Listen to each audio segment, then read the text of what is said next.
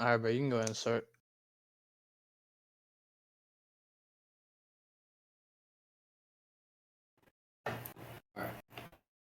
All right, guys. Want to go over this one next? Yeah. So, welcome to our class, guys. Today we're going to be going over a couple of trading strategies. In focus, we're going to focus on Fibonacci retracements and extensions and how to implement them for day trading and swing trading.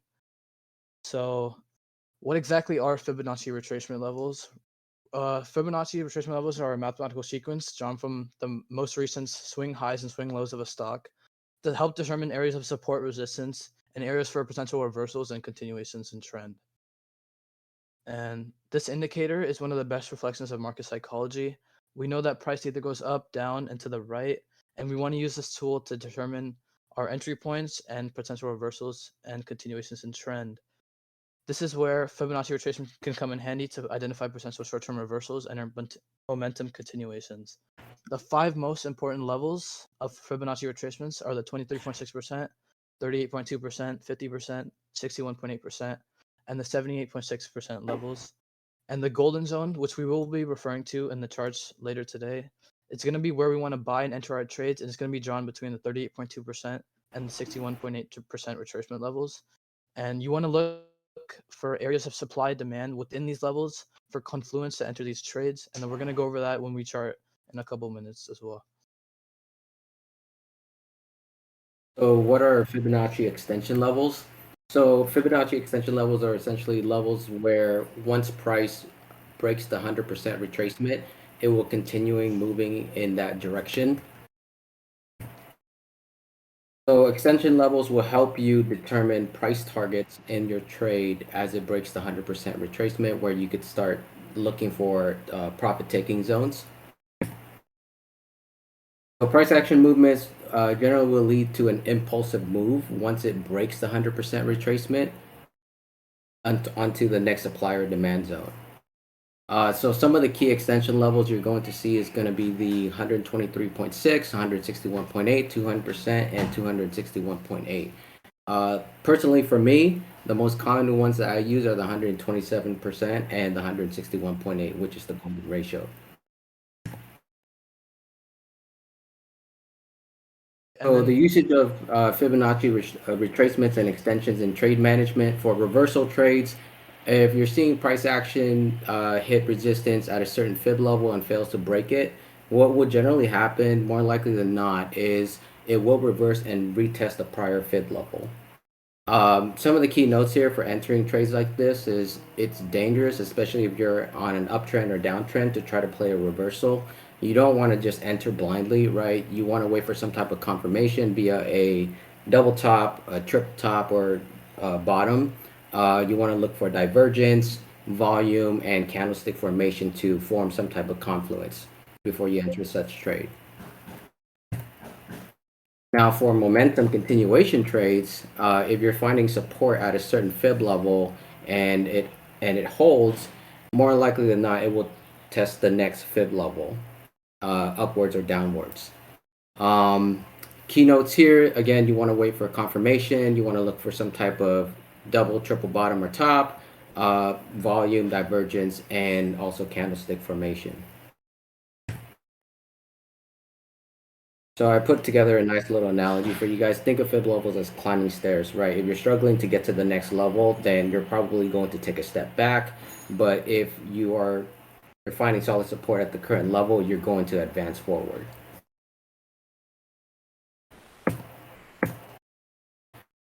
So how do you draw your fib levels? You want to take the most recent swing high and swing low, whether you're looking on any time frame, right? If you're day trading, obviously it's going to be the 15-minute or lower time frame chart. If you're swing trading, an hour and above. For uptrends, you want to be able to draw it from the most recent swing low to the swing high. For downtrends, you want to draw it from the swing high to the swing low. A little bit more on the fib extension. If you break the 100% retracement, what you would usually want to see is you want to see the 100% retracement act as support for you before it moves to the next level. Otherwise, you'll be subject to a potential liquidity grab. Okay, guys. So now we're going to actually implement this and we're going to look over couple of charts and show exactly like what the retracements are and how we use those. So if I can have you guys join my live stream real quick.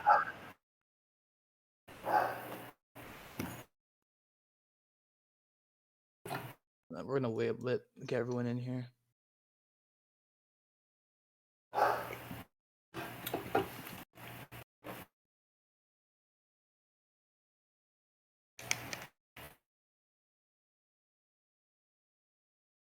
All right.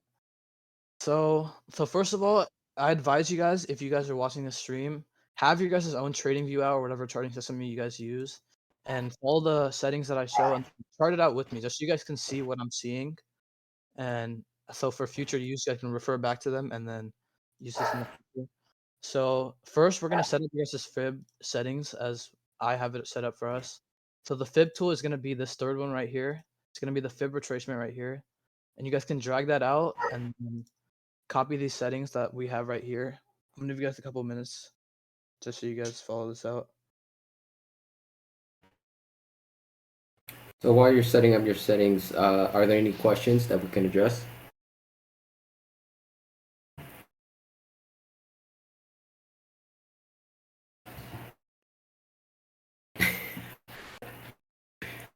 Feel free to Yeah, I have a mic. question. Mm-hmm. Sorry. Do you hear me? Yeah. Yep.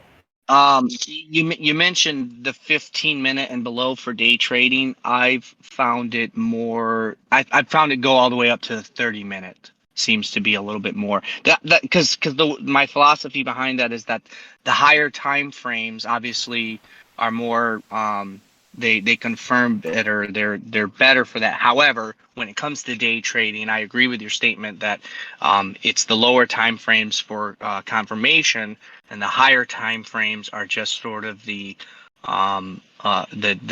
confidence of the move. But anyway, just is that true, or is it still the 15 is the better time frame?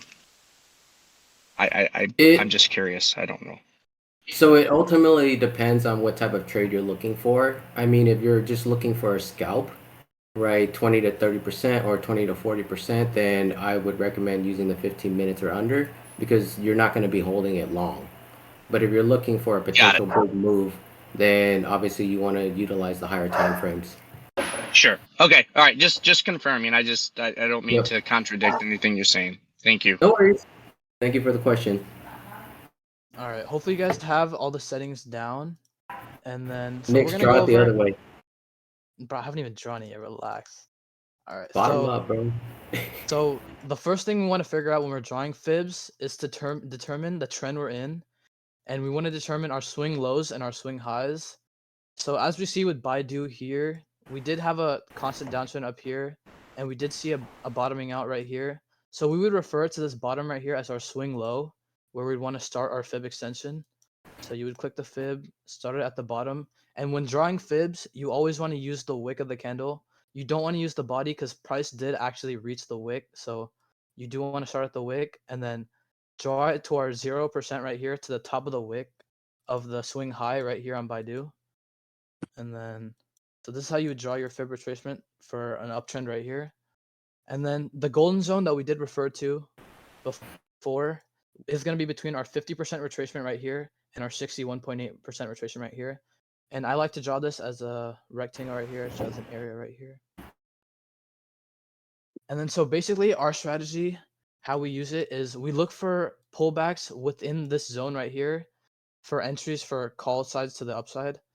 And as I said, fibs, you don't want to use it as an end all be all. You want to find different confluences within the market and within the stock price to enter trades. So as we see with Baidu right here, we do have an inverted head and shoulders right here. So this does give us confluence that Baidu is bullish, and we're expecting a bounce within this zone right here. So we would try to find, and what I like to do for entries is find support within the golden zone itself for our entries. And we, as we see right here, Baidu did bottom out right here and bounce, and we do have some support and resistance right here. So this would be our entry for the trade. And then as we look in the higher time frame, so we are on the weekly time frame right now, correct? So our entries, we want to use these as swing plays, and we want to buy ourselves time.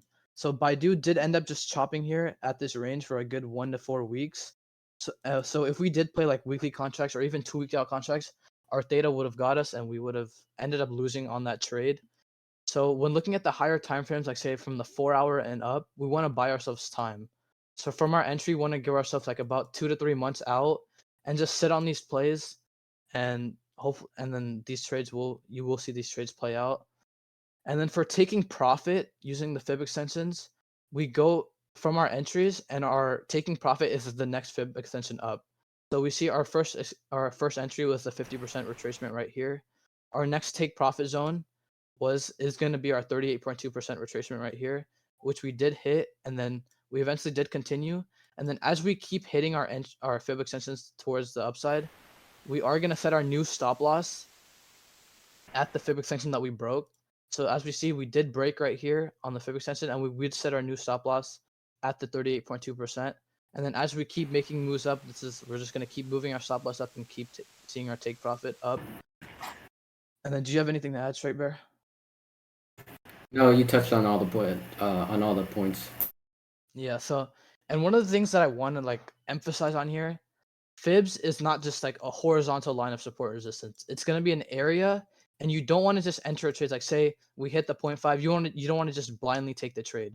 I mean, because we have seen like yesterday we were bearish and we saw like these fib zones get absolutely eliminated just because of the trend that day. So you want to make sure you have other confluence in the market.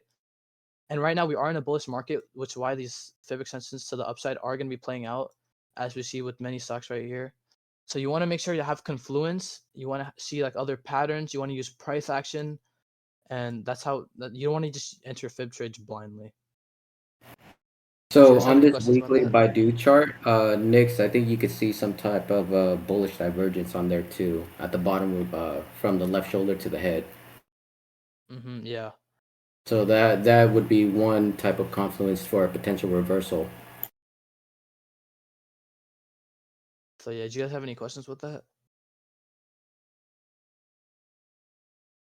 I don't have a question. I have more of a just something that I've noticed while trading, and it's more for the newer traders. That typically on Monday and Tuesday, it's okay to take the weekly contract. But when you get closer to Wednesday or Friday, excuse me, when you get closer to Friday and it's Wednesday or Thursday, theta does play a role in this. And even though we're not in a swing environment, it's better to take the longer term contract. The pro to that is that you've got time, but the negative to that is that it's more expensive, so it doesn't always work for small accounts. But that's just a thought I had. Yeah, so yeah, and like touching on that, it's all depending on like your risk management, right? And then also what time frame that we're looking at. So yeah, like we can head to like the 30-minute chart, and then we could find like our own like swing highs and swing lows and play off that. But if you're looking at the bigger time frame and you want to see the bigger picture, you want to give yourself time on these contracts, right? It's like if you just took like weeklies on Baidu when you first got the entry right here in our golden zone, you would have got data, and you would have got data fucked basically, and your contract would have went to zero. Y sales con todo, Marco. Ay, This dude hobby, bro.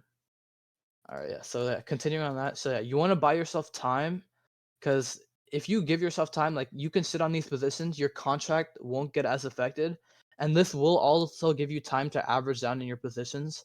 If we end up like say the support doesn't hold, but we stay in the golden zone, and this will give you time to like average down as we enter it more, and then it'll allow your contracts to play out. Anyone else have any other questions? Will you go over more charts?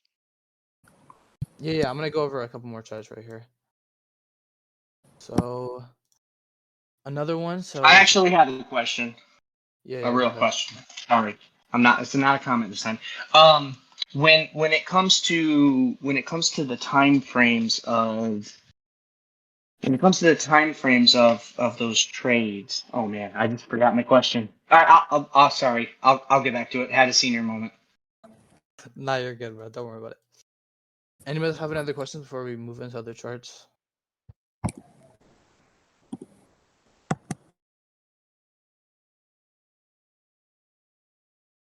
So the next one we're gonna move into is all right. We're gonna move into Nike. So Nike was another one. Like if you guys are in the Discord, we've known like we've been looking at this one for long entries, and just like Baidu, right? We see here like we're on a larger time frame weekly. We see we've been in a downtrend, and then we did bottom out right here, and then we did break structure. So as we're on this downtrend, we have been making lower lows, and then we see right here we did break the structure right here, where we broke this lower low and made a higher high. This indicates a bullish move up, and now it shows that we're in an uptrend. So we're gonna redraw our fibs. It's gonna be from our swing lows right here to our swing highs up to the 0%. And then we're gonna mark out our golden zone again between the 50% and the 61.8%. And then same thing. So always between our golden zones, we want to mark out areas of support as for like looking for entries. So we did see Nike had a couple bounces within this area right here. So this would be our support within the zone. And then as you see perfectly, price came down here. We consolidated for a bit at this price level in our golden zone. And then we got the pop up. All right. And then so Fibonacci is 30% the best entry level. So the best entry level is going to be between the 50% and the 61.8%, between that golden zone. That's going to be our ideal entry. And then the best entry is going to be finding the support zones within that golden zone for our entry. And then you don't want to just blindly enter these trades, like I said, like Straight Bear is saying. You want to find areas of confluence, like support resistance within that level. Again, this is another inverted head and shoulders right here. So we have some bullish confluence here for a bounce and for a push higher. So again, we are on the weekly time frame. So again, we want to take farther out contracts like we said. So like this was in like May 30th, we got the bounce right here. You want to take like some July's or even some September contracts to let this fully play out, right? Like we don't want to get stuck in chop right here because once on the higher time frames, we are gonna chop as markets undecided on where we want to go, and then we are gonna get that play out. We're gonna let it play out and push up as we see with Nike right here. So do you guys have any questions about that? And when you say you draw it from the bottom up instead of from the top down? Yeah, so if we're in an uptrend like we are here with Nike here, we see we bottomed out and we did break market structure and we're moving in an uptrend. You're gonna draw the fib from the swing low up to the swing high. So you're always gonna start from the bottom to the top, and this is for uptrends only. And then we're gonna go over downtrends right here in a little. All right, I have a question, and I remembered what it was. So, as you know, SPX, SPY, Apple, those are sort of market indices when it comes to all of the market and all of the tickers. It's not 100% or anything like that. I'm not saying that those tickers have everything to do with every ticker, but for the most part, when you see a downtrend in those, typically a lot of tickers follow suit. When you see an uptrend, same difference. So when you're using a Fibonacci retracement level for support and demand in your trade, but then you see the wavering of Apple and SPX and SPY, what happens then? Does that immediately change and invalidate your trade? So yeah. So was this like a day trade question or more like a swing trade question? Yeah, because swing trades are more, if you've got time, and everything like that. But they can adversely still affect you if you're in a call and it's a big drop, obviously. But in terms of day trade, yeah. Yeah. So for day trades, yeah. So you would like I said, find those support resistance within those levels, and like say you see SPY dropping, I would still like stick to the trade. So like for like creating stop losses within these trades, how I like to use my stop loss is setting my stop loss would be the bottom of the 61.8% retracement right here. So once we break that golden zone, that's where I like to keep my stop loss. Anything within that golden zone, this is the buy. This is the discount area where big money is looking to add to their positions for a reversal and move a higher move up or down based on the trend we're in. So yeah, my stop loss, how I would care to stop loss would be below that 61.8% retracement on either for downtrends or uptrends. I hope that answers your question. Yeah, no, it does. I know we can't go over everything. I noticed there's been lately a lot of liquidity grabs. Mm-hmm. So like a fake out, in other words. And so for more of the newer, it was a valid question, but and I appreciate you answering that. I know that there's also liquidity grabs. Wondering if you could go over that too. Yeah. So yeah, Nick, we'll go. there's a question in Yeah. the Sure, but chat. if you wanted to answer that question, and then we'll go over liquidity gaps after that. Wait, I'm sorry. Can you repeat that again? Answer the question that Regarding- Chad Gus had in the chat. Yeah, I'm working on it.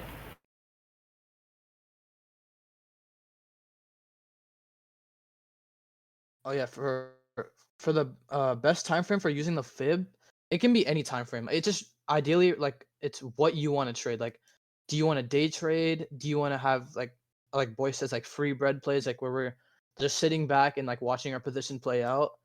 So if you want to like swing trade and like let positions cook and just like leave the trade there and just focus on other stuff, it would be like from 4 hour to up, 4 hour daily, weekly. You would just draw the fibs there and just let those play out from there. If you guys want to day trade, it would be anywhere from within like the 15-minute all the way to the 1 hour time frame. You can draw your swing highs and swing lows within those time frames for day trades. It's more accurate. It's always going to be the higher time frames because this is the overall external structure of the charting, and you're going to have internal structures between the 1 hour, the 30-minute, 15-minute, but your bigger time frames are always going to be more accurate.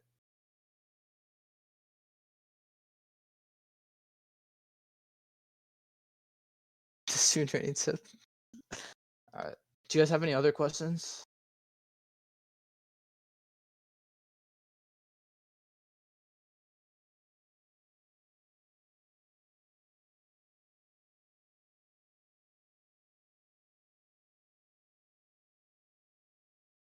Feel free to unmute if you guys have any other questions.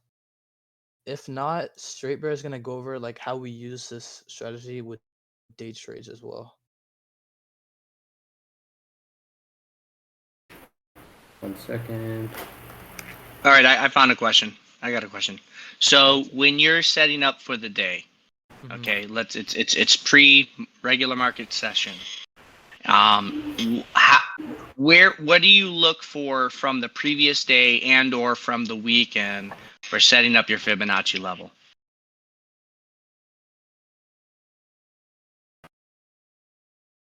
Straight Bear, you can take that question. I'm sorry. Can you repeat that? Okay, like let's say for example, let's say tomorrow was a trading day, okay, and whatever ticker that you're looking at, you're gonna set your Fibonacci level. Yep. When first of all, the question is when do you set it up? Is it the during the regular session, pre-session, post-session, and let's say for example it's Friday and you're going on Monday and you're looking for good setups. When is the appropriate time to get your fib levels all set up, and how do you establish it through that from the previous day and or the weekend? So what I generally do before the day starts is I take the prior days high and low, especially for day trading, until there's a break of structure. Then those fib levels will generally still hold. But if we do see a break of structure, then what you want to see is whether it hits one of those extension levels. If it does hit one of those extension levels, then you would be moving your swing high and swing low for the next fib highs and lows. Okay, awesome. And what about for like a Friday to Monday? Not holiday, but like you know what I'm saying, like a Friday and then Monday is the next regular session. How would you set that up then? So the same rule of thumb will still apply. I will be using the prior days high and low, just for day trading purposes. But the moment any break of structure occurs, then you suddenly have a shift in fib levels and price action momentum. Awesome. Thank you. And then Straight Bear, you can go ahead and share your screen just so you can like explain what you're talking about right here.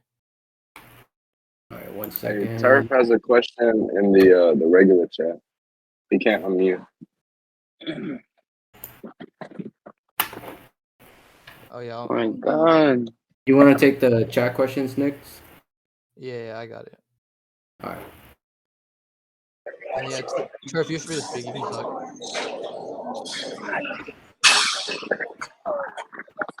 Can you guys see my screen? Oh yeah, can you hear me? Yeah. So like you What's see your the chart I sent? I got faked out on puts. Like I got puts and then I got chopped out and then it went the way I thought it was. Is there any way to not get faked out like that? Are you talking about for snow in general? Yeah, You like have I the chart circled where I got connected. in and then it moved and then it reversed. Yeah. So like I said, like with using fibs, it is a trend based strategy, right? So on like if you were looking to catch bounces and calls on what's it called? On Friday, like Friday we were super bearish, right? Like the market was tanking. So like you would want to use other confluence and see like how the market is playing out. So me personally, I wouldn't even enter that trade just because like we were super bearish that day and it was just nothing but bearish candles right here. So and then for faking out, you would just have to set your stop loss below that 61.8% retracement to, and then you would just take that, you would just take your stop loss and not continue holding that play.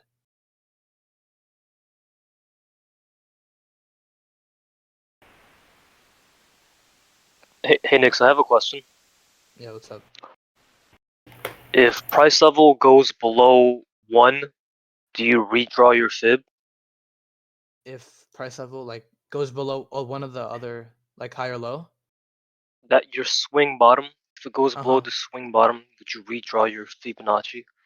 Yeah, so so that's why we have the extensions actually, right? So say let me pull up an example. I'm pretty sure we have it right here.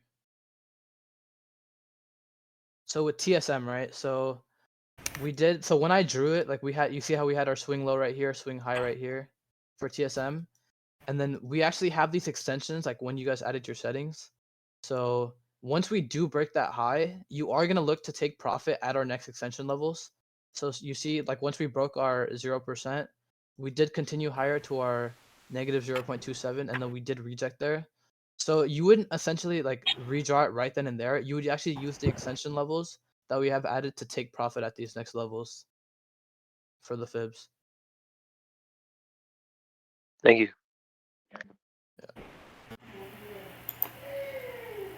All right, and then Straber, you could share your screen now.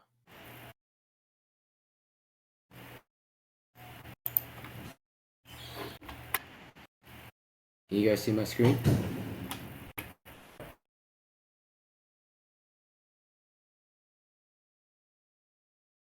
Yeah, I Okay, can see. good.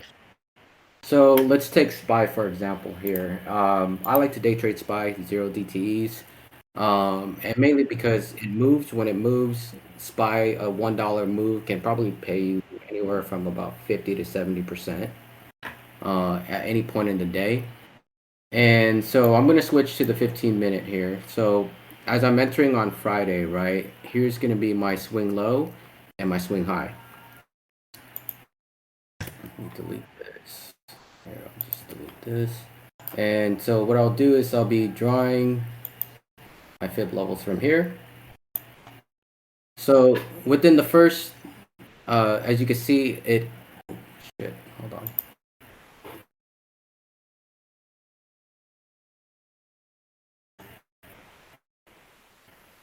Can you guys still see my screen?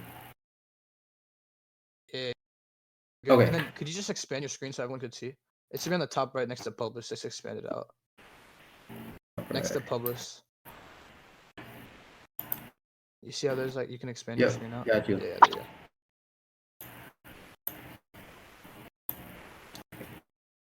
So just basics of price action. What you can see here is it rejected the swing high.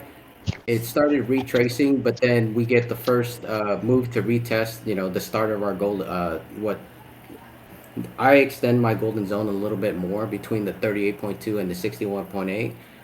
And the reason being is it's purely based on momentum, right? You want to see what price is doing and volume. And so it bounced right off the 38.2 here. And as you can see, market open, it immediately retests the next fib level. You get a nice little confirmation candle right here. You got this hammer candle right here. and it tries for the next level. But as you can see, there's a rejection point, and there's a supply zone formed right about here on the 15-minute chart. The moment it breaks the prior level, you see a retest to the downside. And right here is your rejection candle. It retests again, and in comes this big outside bar. Multiple retests before we get this last failed retest, and it immediately goes into it goes down to the next fib level, and again retest, rejection, and now we're sitting at roughly about the 50% retracement. What we could be seeing for SPY coming up is we'll probably see a retest. Wait, Schreiber, can you zoom in on your chart a little bit? Yeah. There we go. Better. Yeah, that's better. Okay. So what we will most likely see on Tuesday is if this level doesn't hold, it will drop into our golden zone here. And if this does hold, we should see a retracement back up and potentially to the top to retest 440. But if 439, 40 holds here, what you'll most likely see is a potential retest up to this fib level and up here. I think SPY will go back up.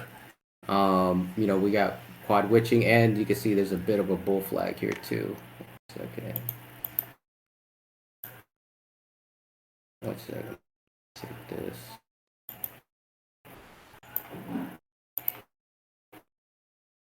There's your bull flag. Any questions on this one? So for anyone curious, I will actually move the fib levels if we hit the 127% fib extension, then that will actually become my new swing high. Now, if we don't hit it, I will be holding this as it trades, as it continues to consolidate between these two swing highs and swing lows.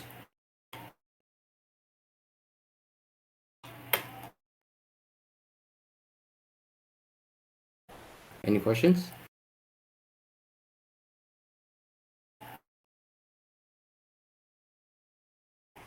Okay. I wanted to walk you guys through one other trade that I took on Friday, which is the different swing trade. Real quick, could you go over? Someone had a question about explaining price action. So price action. Let me see which specific question. I think Harry's addressing it right now. Okay.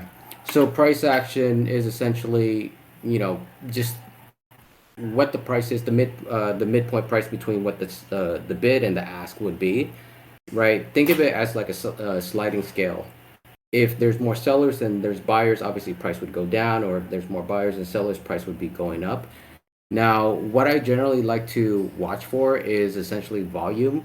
Volume is probably the most important indicator to see which direction price could be headed. It's more important than divergence or supply and demand. If you're reaching a demand zone that's been holding for, let's say, hypothetically a month, if there's enough selling pressure, it will break it. Right, so that's why I like to have this little volume trend line right here. As you can see, if it starts spiking up, then, and I'm seeing rejection and it's approaching a demand zone, there's a good chance it could break the demand zone, or vice versa on supply. Does that address the question?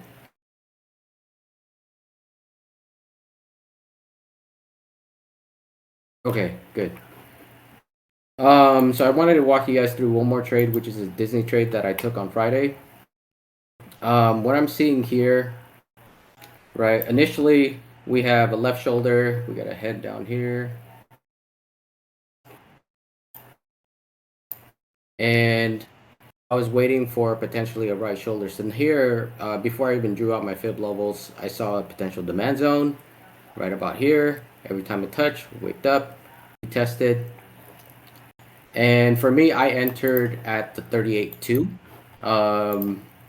The reason being is on the back end here, I saw some massive bullish divergence. If I just draw a line between these 2 points, you can see it's actually the bottom of this falling wedge. And this, I think, Disney's got enough momentum where it could reverse before it hits the golden zone. One other one other indicator, which for me formed confluence right here, is you're seeing a potential MACD crossover to the upside right about here. So I'm thinking on Tuesday it can actually cross, and we should see a retest of about 91.66 and potentially $93. One thing that I generally like to look for before I enter positions is I want to see if there's volume on the contracts that I'm selecting too.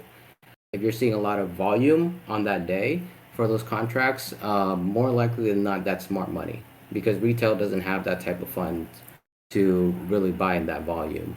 So for me specifically on Disney, on the $93 calls for next week, I saw about 13K contracts flow in, and that was pretty good confirmation for me. Now, how I would go about managing this trade is, let's say it does test the bottom of demand. We haven't actually broken structure yet. Unless it breaks below this falling wedge and it rejects on the retest, then I wouldn't exit my position. I'd be essentially looking to average down. Any questions? There was one question. How do you personally check the volume of contracts? So on most brokerage apps, if you look at that specific strike price, so for example, Robinhood is one of the more popular brokerages that people use. If you pick the date for the contract expiration and that specific strike price, it'll show you volume on there.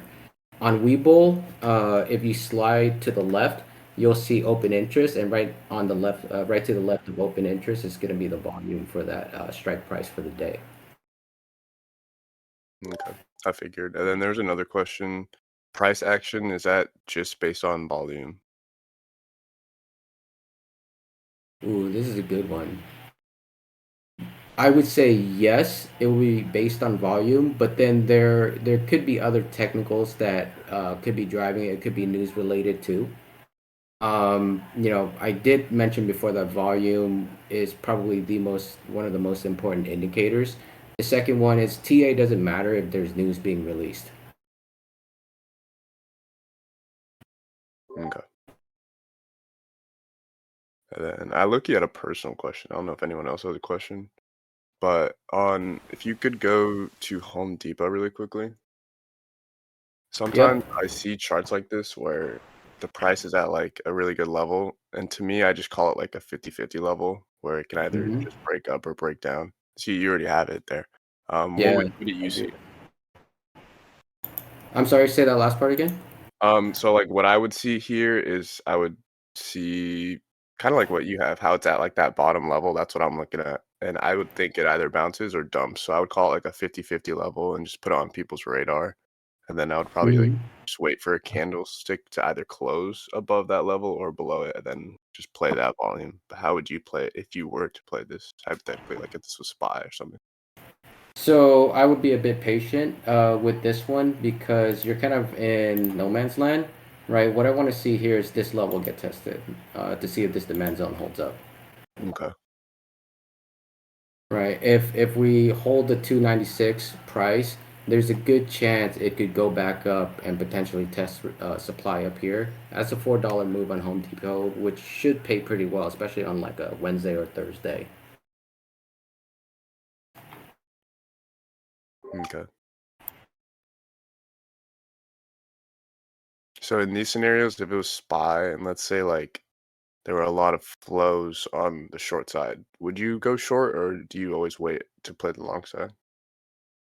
Um, I don't usually swing SPY as much, but I would generally wait to see how it opens up. There's a lot of things that can influence it, and SPY is one of the most difficult tickers to swing, in my personal opinion, because it does test your mental fortitude when you play it, because it could open up green due to futures and just go red within the first 15 minutes, or vice versa.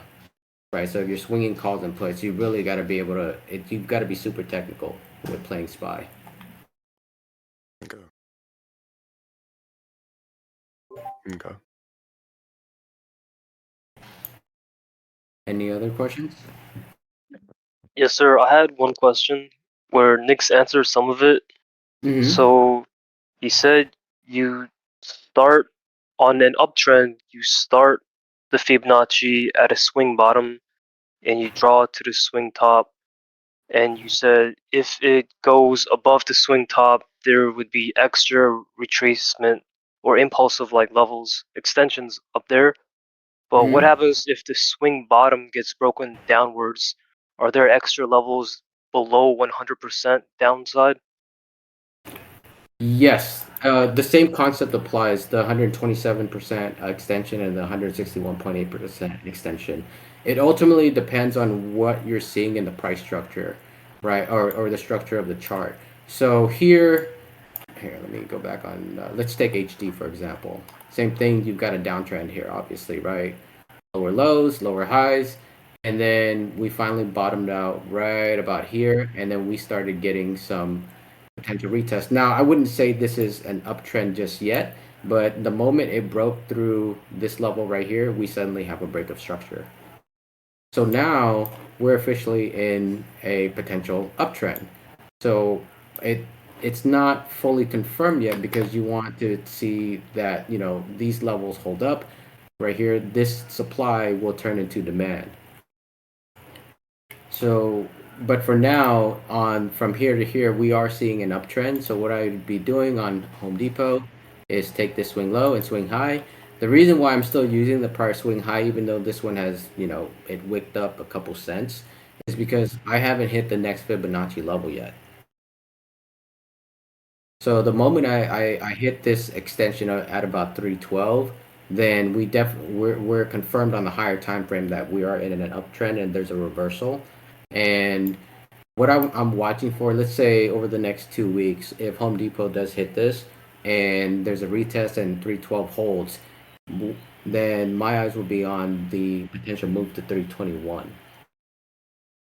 Now, Dang. once it breaks this 161.8% extension, then my Fibonacci swing low and swing high would actually be moving because it's hit both of my extension levels. So one of the popular tickers where the Fibonacci swing highs and lows will be moving a lot is going to be Nvidia. As you can see, for Nvidia, the past 4 months it's been on a tear, and it keeps creating new highs. You know, Now, I can't think of any ticker recently that's been on a constant downtrend. Does anyone have a ticker? We can look at it to the downside too.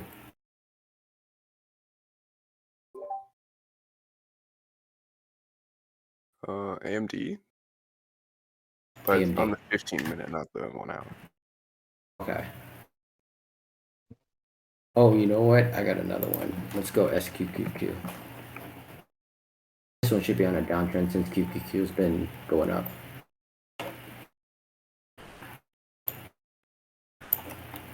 Okay, so for example, this one, let's say we're looking at this time frame right here, from here to here, right to the downside, swing high, swing low, and as you can see, we're getting pretty close to the 161.8% extension here. So what could potentially happen if QQQ were to pull back? We'll see a retest of this $20 level. If it rejects, then more likely than not, this on a short trade, right, this would be serving as your support, and it will most likely hit this Fibonacci extension. Does that make sense? Yes, thank you. Okay. Any other questions? Charting requests? And then yeah, I wanted to go like a quick day trade using the downtrend as well. Okay, go for it, Nix. All right, so let me share my screen real quick. So I know like what I've been talking about. I was talking mainly about like swing trades, like on the weekly, daily time frames. But I know most of you, like you're in here, you guys love day trading as well. So this same tool can be used for day trades as well, and just scalping overall. So make sure you guys are all in here. So Here we go. all right, bro. I was just about to ask Tesla. So for Tesla, we see we did have a quick downtrend shift right here where we did break structure on the. So we were making higher highs right here and then lower lows, and then we did break structure to the downside. So we could draw our Fib retracement in the opposite direction from our swing high down to our swing low right here. And then you would play this the same way you would play an uptrend. You would spot that golden zone between the 61% and the 50% right here. And then you would look, try to find resistance up in this zone. And we see we do have resistance up here within right here. So we would mark that resistance. And then we would look for a scalp call to the downside. So we did come up here. We rejected this golden zone as we pump back up. And then we did see a push back down. So just like in an uptrend where we try to find a bounce on our golden zone, for when we're in a downtrend, we look for a reject off our golden zone. Then we could scalp it to the downside right here for puts. And this would just be a simple example of how you would use the fibs to scalp puts in for a day trade right here. Do you guys have So any one thing to point out on that Tesla chart too, what you're seeing is if you look at the volume bar, in order to break that golden zone, that volume bar in that 15-minute candle is probably the highest one over the past week. One of the higher ones.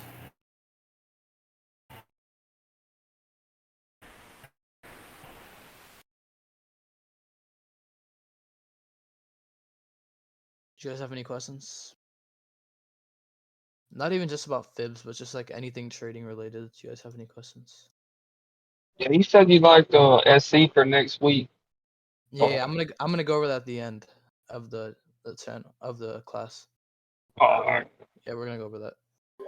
I guess when stocks pump like this for a long time, like Tesla and Spotify, and then they start topping out, like it rejects once and then starts chopping. What do you look for like a shift in sentiment for it to go to the downside? Do you just wait for it to respect the channel or like volume or news? Like what's like a good I'd con? say me personally, like in the especially in the market we're in right now, I honestly don't even like shorting right now. But I feel like the best sentiment is like using the fib like extensions right here. So like with TSM, like we saw TSM like straight uptrend, right? hmm But then like we see like it did break that 0%, and then we did hit that next extension level, which would be like one of our last profit taking areas right here. And then I would look for rejects off these levels up here above the 0%. And then for potentially short-term swings for puts, we did CTSM go from like 209, now it's at 109 to 104 right here. So yeah, using the extension levels as rejects as well as profit-taking levels.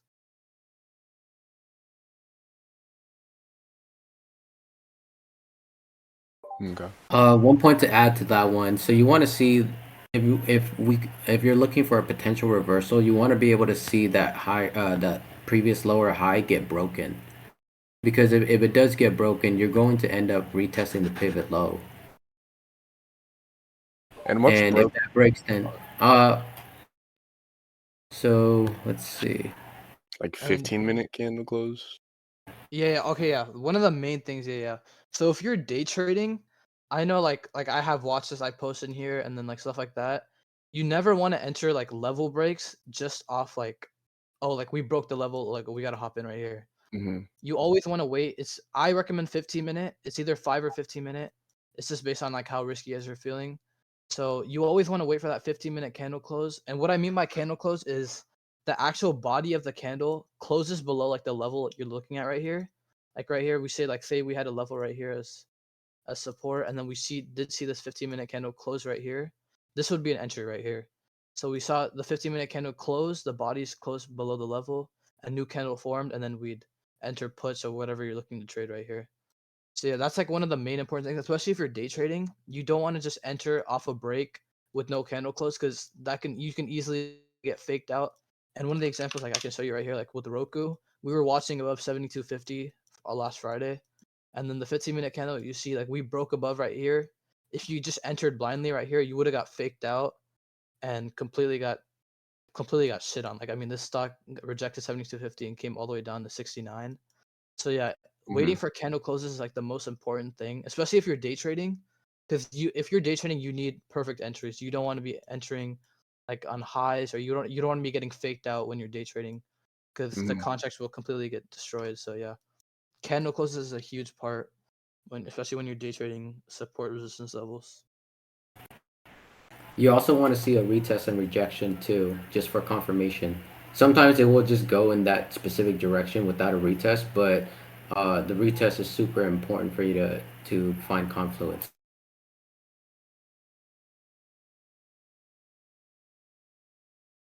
Yeah, actually, how do you know if you need to? I mean, I guess you can't ever know, but I feel like sometimes I wait for a retest and I just get left behind. So should I be watching like the volume and shit in at that point?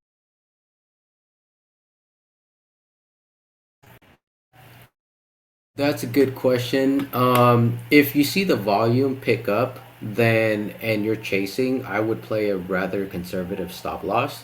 But my rule of thumb generally, if I'd like to see a retest. If it doesn't, if it rejects on retest, then that would be confirmation for me. Otherwise, I probably wouldn't chase the play. Okay. Exactly. You're better off just not chasing the play than getting faked out. Okay.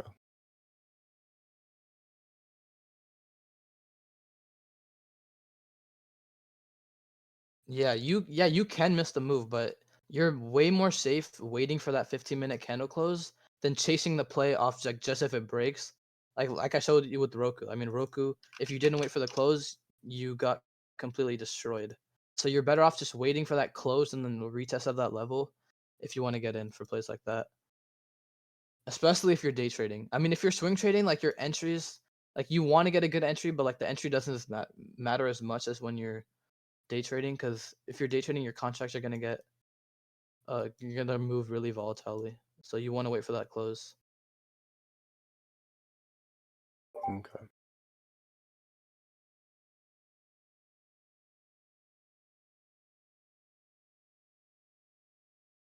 Do you guys have any other questions? You guys can feel free to unmute if you guys have any questions as well.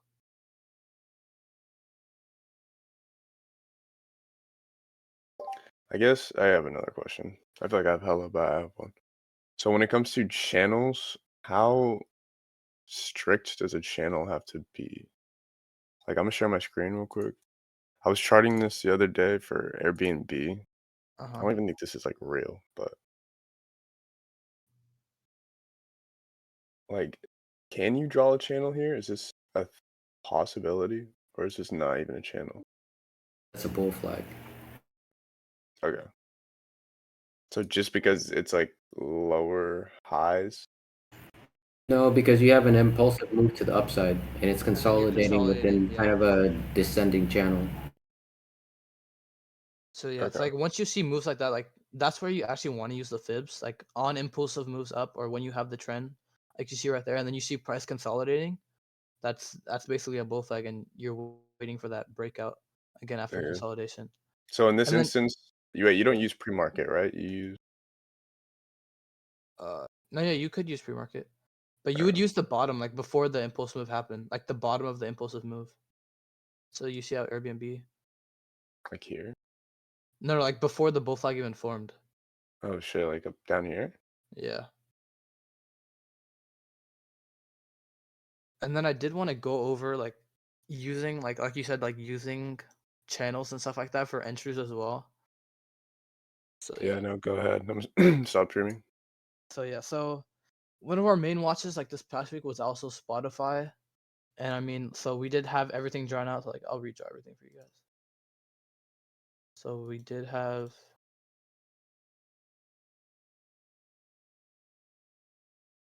so we had the swing low to our swing high right here. Yeah, my bad. Our swing low right here to our swing high. And then we're gonna draw out our golden zone. And then we see this one was also in a rising wedge pattern, which we have seen like in this bullish market been breaking to the upside quite a bit. So this is just extra confluence. Like when you want to enter these fib trades, you want to find confluence with what you're entering. Like whether like that's like patterns, price action, Like in this case, it was a rising wedge. We're at the bottom of the rising wedge, so you're expecting a bounce right here and a move up, and then we sniped our entry right here in the golden zone between our 50%, 61.8% retracement, and then we got that huge move up. And then this is just another example of why we want to buy time on our contracts. So like if you did enter within the golden zone, like we saw a push down right here, and then for about like 4 days we just saw consolidation. Price didn't know where it wanted to go, and we just consolidated within these levels. So buying time, like especially when you see golden zone moves in the larger time frames, like 4 hours and up, like I was talking about, like if we would have just bought like 3-week out contracts, a month out contracts on Spotify, we would have and just let it sit here, and then we would have just absolutely cooked because we saw this eventually played out after consolidation. And then I just want to reiterate for stop losses on fib plays, I personally use the 61.8% retracement right here as my stop loss. We saw price never broke below this, so there was no reason to get out of this trade. And especially for swing trades, like when we retest levels like this is where you want to average down, especially if we hold these levels. So yeah. Do you guys have any questions on that?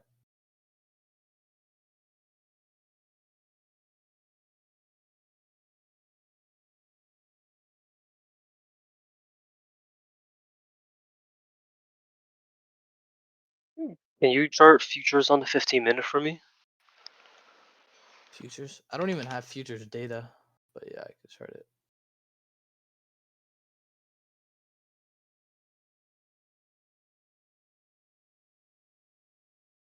Futures.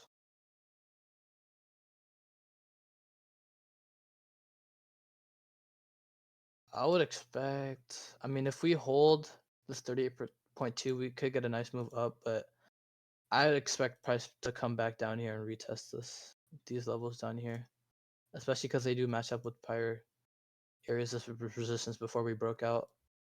So I would expect to move down to here for futures. And then yeah, for snow, yeah, I could go over what we had that in our watch list.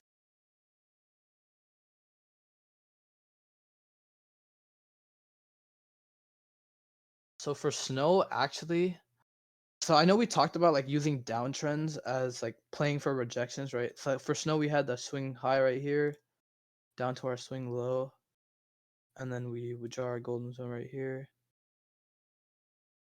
But another thing that I personally have found like really successful using the fibs, especially when we're in a downtrend, when we actually break the golden zone, we can actually use this level as support again. So I know like as we saw with Tesla, like before we saw we would enter this golden zone right here, and then we'd look for a reject down, right?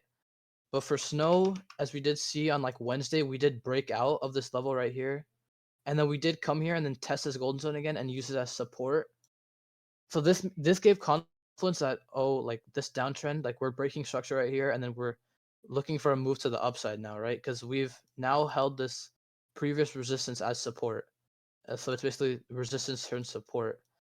And then for snow, we were looking for calls above, I believe it was 181, if I'm not mistaken. But yeah, so what gave us confidence on the bullish for snow was that we reclaimed this golden zone as now support. So now we were looking for a bullish move up above resistance. If that answers your question.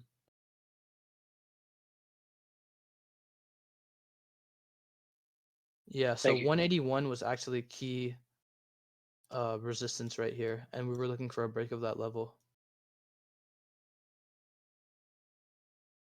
I can pull up the chart for you real quick. Yeah, you said for a day trade, you look for a 15-minute candle close below the golden zone. As far as breaking trend, what do you look for like a swing trade? Yeah, like a daily candle close below that? Yeah, so swing trades, it's you can be more lenient with it, right? I mean, like within swing trades, you want to find those levels, like within the golden zone. Like on Baidu, we did have like you see how we have support right here, so you want to like find those levels within the golden zone and just place your entries there, and then leave room to arbitrage. Because swing trades, I mean, it's not gonna happen right away. You're not just gonna see a pop straight up like this $30. So for swing trades, you want to identify support points of support within that golden zone, and then use those as your entries as well. and then you just give it time for those plays.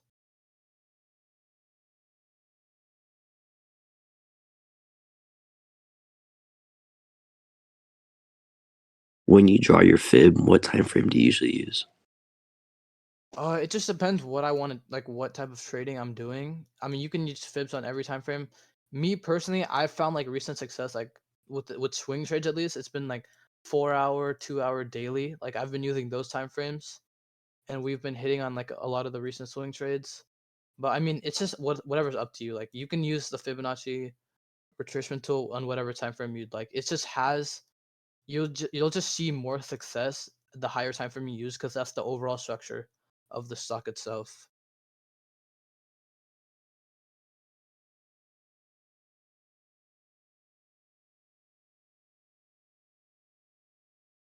So when you say the higher time frame has overall structure and smaller time frames have internal structures inside that, Mm-hmm. you can use those smaller golden zones technically. And could that golden zone be inside the larger time frame golden zone as like a confluence? Yeah, I guess you could use that as confluence, but I don't usually like I would look at the smaller time frames just for entries, but using that larger time frame that would be my main like looking for confluence on the trade. But yeah, you can use the smaller time frames as well for entries as well. Okay. And then going back to like he said Y81 for snow. So like I said, like we did reclaim that golden zone as support right here, and then our next fib level was right here. So we had previous support right here, which we did break. So we were watching for a break of this level right here for a move up, which we did get on snow. So it like for bullish moves, we don't just have to be in an uptrend like to catch these moves. Like you can also catch them like Snow had like a mini downtrend right here on the hourly. But then when we did reclaim those fibs to the upside, like rule of thumb, you once you reclaim a fib level, it's gonna move on and test the higher fib level, which we did see right here. Like once we reclaimed the 61%, we went and retested the 78.6 and then eventually the 100% up here. So like using like downtrends, getting the levels taken out, you could see that as bullish as well when we catch them as support.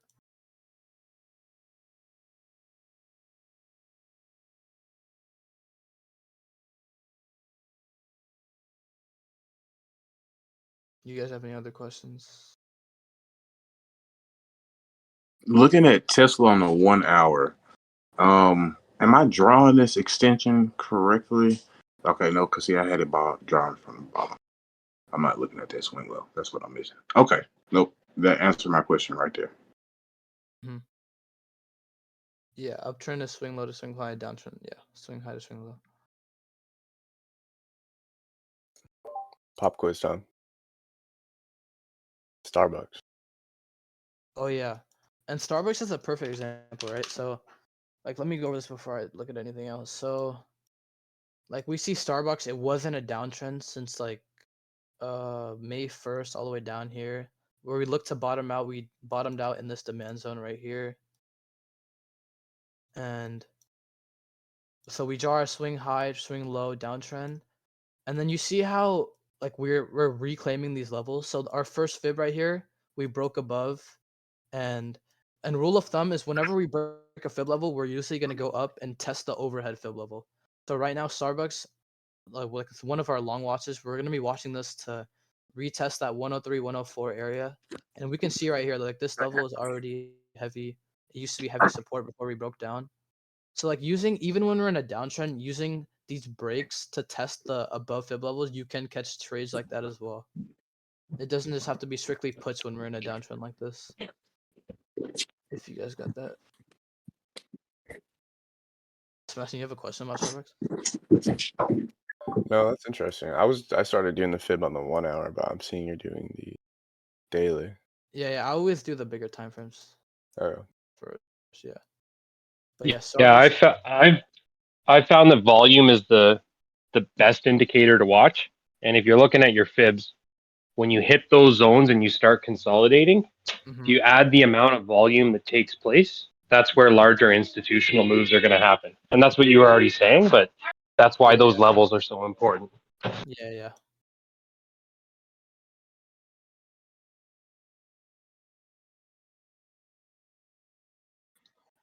There's a big daily bullish megaphone kind of forming on. On Starbucks? Yeah, I kind of see it up here. You talking about like up here? Yeah. Yeah. And the base Starbucks. would be there around that blue area. Yeah, down here. So yeah, Starbucks looks really good to test like 104 again. It does. And then we see this with a lot of stocks. Like I mean, if we would have drawn with Chewy right here, like right here. Once we retest like we shot swing high to swing low, we see like as these levels get taken out, we see like it keeps going. Like once we broke our first fib level right here, we went and tested the next one. We broke this fib level and then we went and tested the next one up here.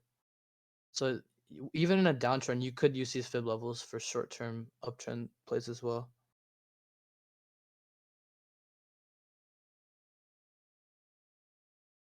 Wait, so you said in an uptrend, you go from the highs to the lows? For an uptrend, it's going to be lows to the highs. So like for Baidu right here, we had a short-term uptrend right here. So we're going to draw from the lows right here to the highs like that. Swing lows to swing highs.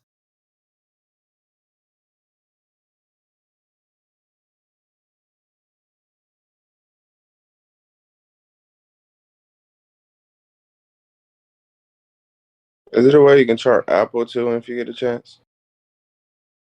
Yeah, so like I showed you Apple earlier. Apple, I mean, the move was really here. Like we had the swing low right here to